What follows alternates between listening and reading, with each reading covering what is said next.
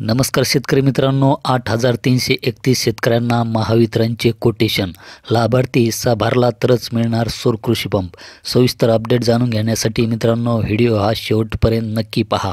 शेतकऱ्यांचे दिवसा विजेचे स्वप्न पूर्णत्वास नेण्यासाठी महावितरण कंपनी मागेल त्याला सौर कृषी पंप योजनेच्या अंमलबजावणीसाठी जलद गतीने कामाला लागली आहे. मात्र अद्यापही गेल्या अनेक महिन्यापासून कोटेशन देऊनही कुसुम ब योजनेतील अर्जदार शेतकरी आपला लाभार्थी हिस्सा भरत नसल्याचे आढळून आले आहेत.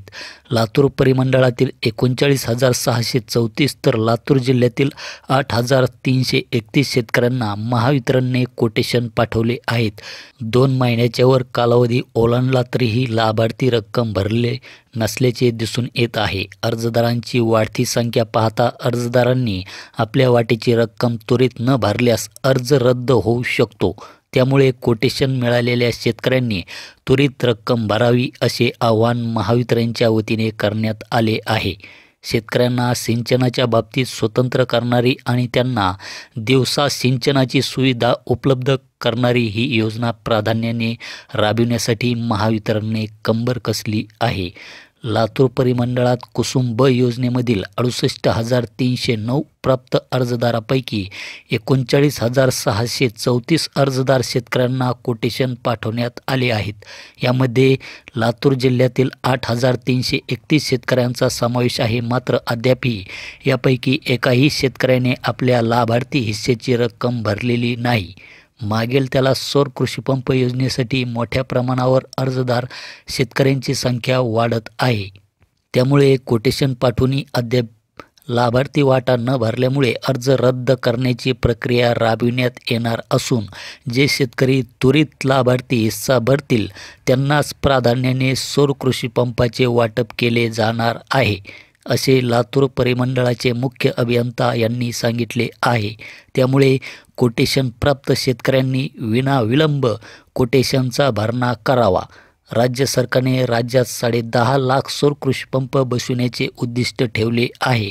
10 लाखापेक्षा जास्त पंप बसविण्यात येणार असल्याचे कृषी पंपासाठी पैसे भरून वीज कनेक्शनची प्रतीक्षा करणाऱ्या सर्व शेतकऱ्यांना पेड पेंडिंगचा प्रश्न सुटणार आहे.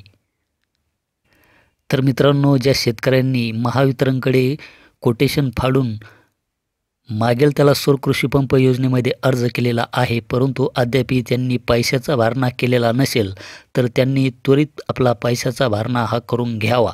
कारण की जे अगोदर पैशाचा भरणा करतील त्यांनाच प्राधान्य यामध्ये देण्यात येणार आहे. त्यांनाच यामध्ये प्राधान्य देऊन सौर कृषी पंपाचे वाटप हे केले जाणार आहे.